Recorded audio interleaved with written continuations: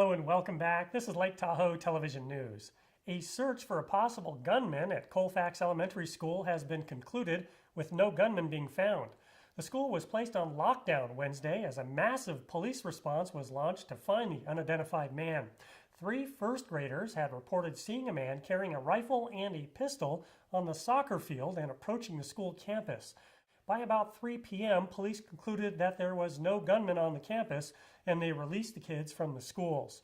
The massive response involved 8 agencies and 2 helicopters. Douglas County sheriffs say that a semi-rig running a red light was responsible for a crash on Highway 88 near Waterloo Lane by Gardnerville. The crash injured another motorist who was transported to Renown Hospital in Reno. The semi-rig was hauling cows, and over 20 of those cows were killed by the crash. Surviving cows were taken to a local ranch. The driver of the big rig, 25-year-old Grant Tepstra of Stockton, was cited for the violation. The Kings Beach recreation area, parking lot, beach, and restrooms are at risk of being closed down from November through March each year due to a lack of funding from the California State Parks. The beach and the parking facilities has been a major tourist draw for Kings Beach for decades, and area merchants depend on the parking for customers. For the last 36 years, the facilities have been operated by the North Tahoe Public Utilities District, even though they don't own the property. Now, California State Senator Ted Gaines and State Assemblyman Brian Dowley have introduced a bill that would allow local operation and funding of the recreation area to continue and to keep the beach open all year long. The 2 lawmakers are hosting a community meeting at the North Tahoe Event Center on March 20th at 6 p.m. to discuss their proposal and to hear concerns from residents. An affordable housing project in South Lake Tahoe will be celebrating its grand opening.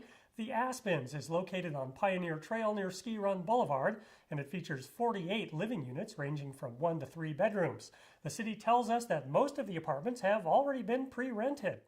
The complex is billed as a smoke-free community and will serve qualified, low-income renters. There was another local plane crash, this one in the mountains a few miles east of southern Carson City. The crash was reported on Sunday around 2 p.m., but search and rescue crews weren't able to access the crash site until the next morning.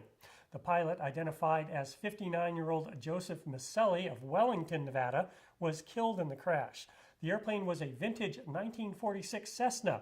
Here's a picture from the crash site, and you can see that the front of the plane is not even visible in this photo.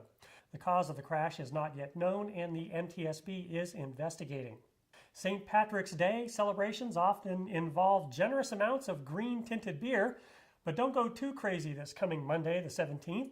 The CHP says that 5 extra DUI patrols will be out looking for drunk drivers on St. Pat's Day. The DUI patrols will be in addition to regularly scheduled officers out on the roads.